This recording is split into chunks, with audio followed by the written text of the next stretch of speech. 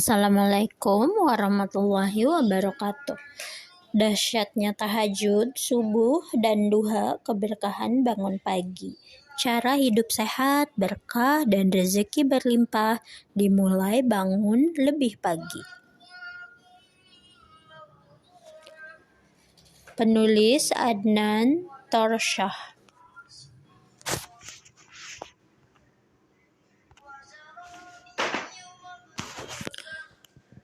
Buku ini 114 halaman. Sholat tahajud generasi Rasulullah Shallallahu Alaihi Wasallam di halaman pertama. Mari kita buka.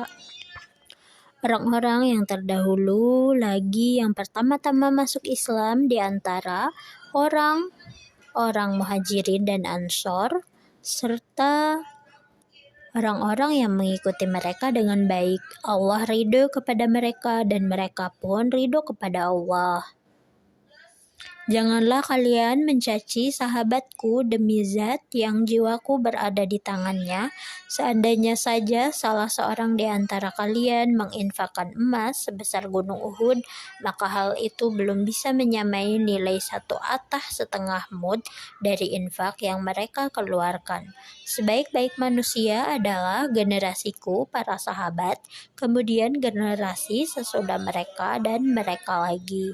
Hadis riwayat Bukhari Muslim.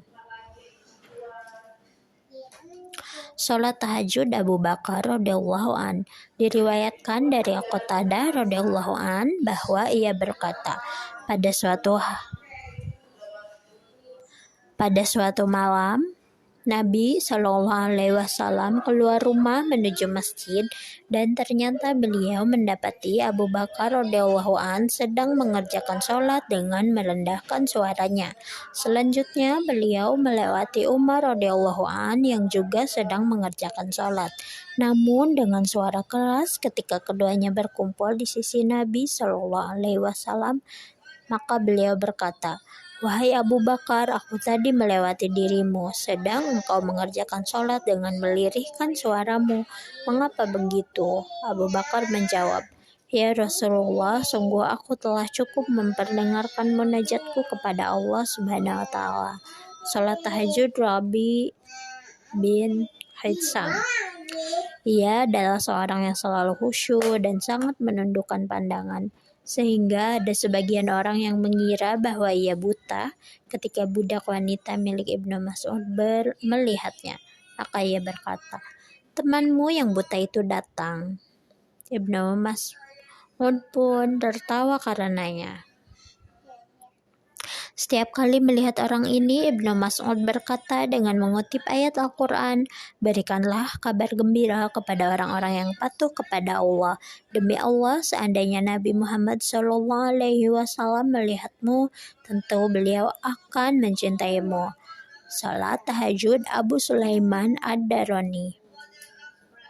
Jika malam tiba, maka Abu Sulaiman Ad-Darani berdiri mengerjakan sholat di mihrabnya.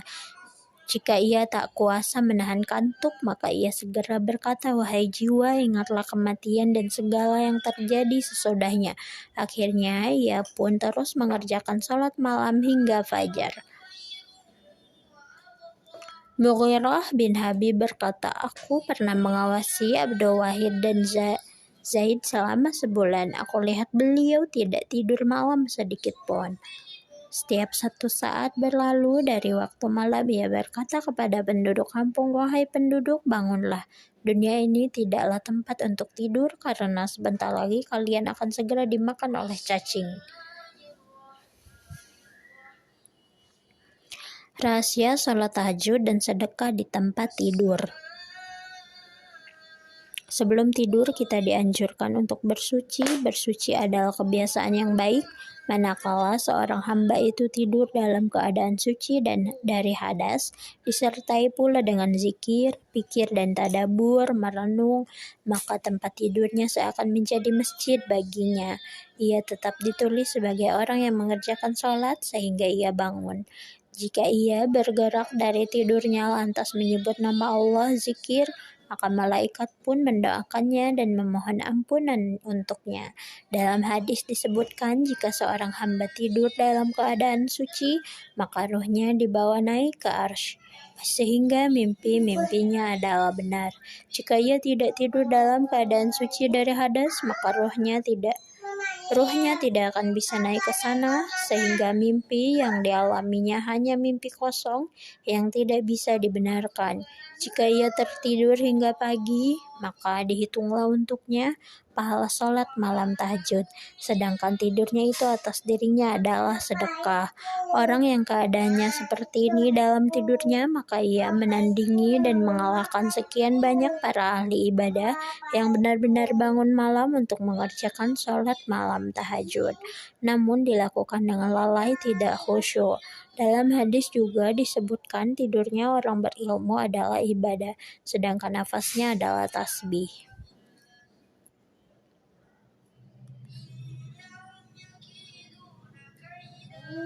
Doa salat tahajud. Salat tahajud adalah salat sunnah yang dikerjakan pada malam hari sesudah mengerjakan salat isya sampai terbitnya fajar dan sesudah bangun dari tidur.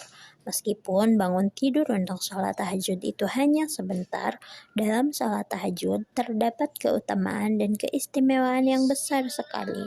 Beberapa dalil yang menyinggung keutamaan bangun pada 2/3 malam salat tahajud adalah surah Al-Muzammil ayat 1-20. Surat ini menjelaskan bagaimana Allah memberi kita waktu yang kiranya paling tepat untuk memohon doa. Rasulullah pun bersabda, kerjakanlah salat malam karena salat malam itu kebiasaan orang-orang yang saleh sebelum kamu dahulu, juga suatu jalan untuk mendekatkan diri kepada Tuhan kalian, juga sebagai penebus pada segala kejahatan dosa, mencegah dosa, serta dapat menghindarkan penyakit dari badan.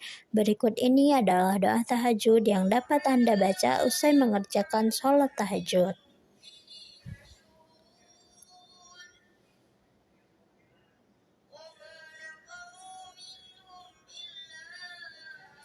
Rahasia gelombang otak dan sholat tahajud. Dan pada sebagian malam hari, bersolat tahajudlah kamu sebagai suatu ibadah tambahan bagimu.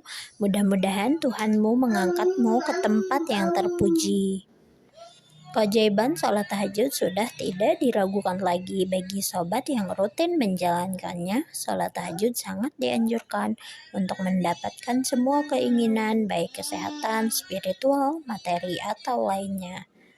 Sholat tahajud merupakan ibadah yang memberikan kepastian doa Anda pasti dikabulkan dan banyak manfaat lainnya, terutama di bidang kesehatan.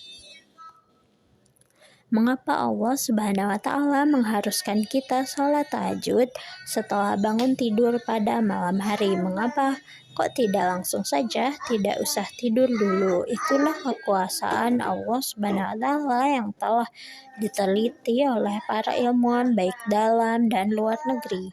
Menurut teori pikiran bahwa manusia pada saat bangun tidur di malam hari, utamanya gelombang otak pikirannya masuk pada gelombang alfa dan theta.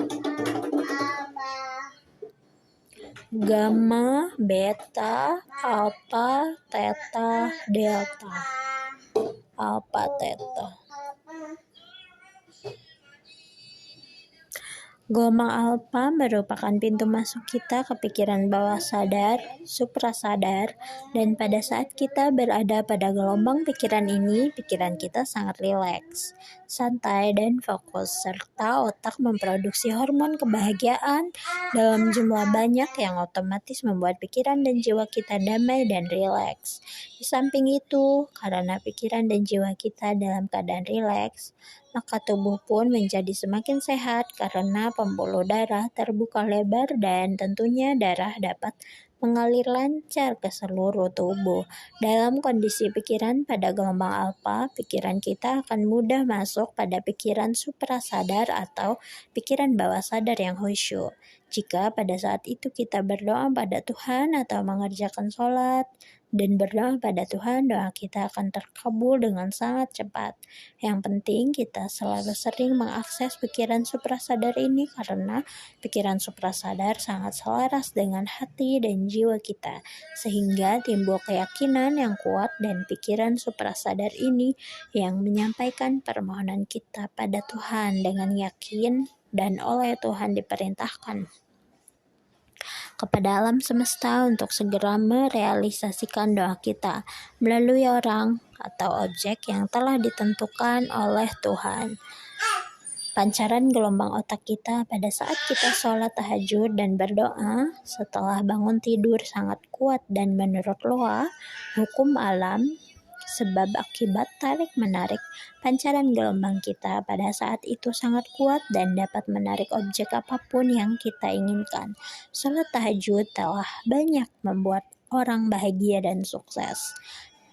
Bahkan menurut penelitian, orang yang sakit kanker dan penyakit apapun dapat sembuh dengan sholat tahajud.